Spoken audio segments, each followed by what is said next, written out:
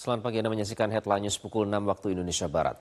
Pakar Hukum Tata Negara sekaligus Ketua Bidang Hubungan Legislasi DPP Partai Nasdem Atang Irawan mengatakan bahwa terkait memutuskan sistem pemilu, MK harusnya memperhatikan kedaulatan hak-hak rakyat.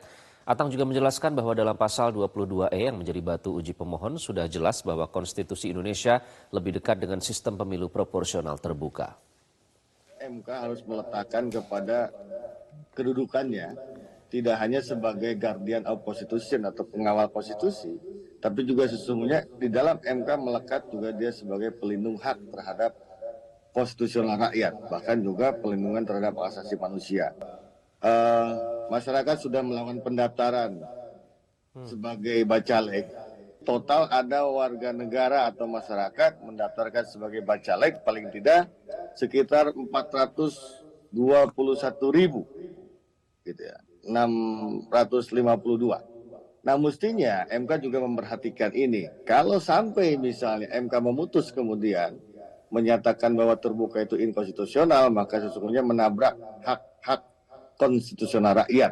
Padahal sejatinya MK keberadaannya salah satunya dalam rangka mengawal hak-hak konstitusional rakyat.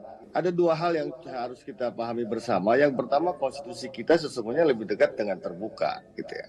Kalau kita membaca narasi norma di dalam Undang-Undang Dasar 45, khususnya pasal 22E. Nah kan jelas tuh, di dalam 22E ayat 1 disebutkan, pemilu dilaksanakan luber, jurdil.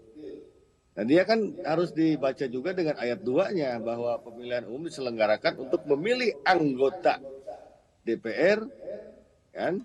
Kemudian DPRD, dan DPD. Itu cukup jelas. Makanya kenapa di situ dalam pasal 22 ayat 2 pemilihan umum diselenggarakan untuk memilih anggotanya, A-nya kecil.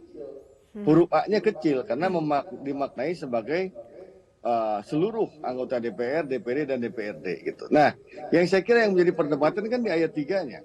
Bahwa sesungguhnya ayat 3 itu yang dimaksud dengan peserta pemilu untuk memilih anggota dewan adalah parpol, bukan berarti parpol yang harus dicoblos begitu. Ini hanya menegaskan bahwa yang mau menjadi anggota DPR, anggota DPRD dan DPD, DPR dan DPRD maksud saya, itu harus diusulkan oleh partai politik karena juga ada kepesertaan perseorangan di bawahnya dalam ayat 4. Dan bahkan saya kira dalam pasal 22 ayat 6 juga jelas.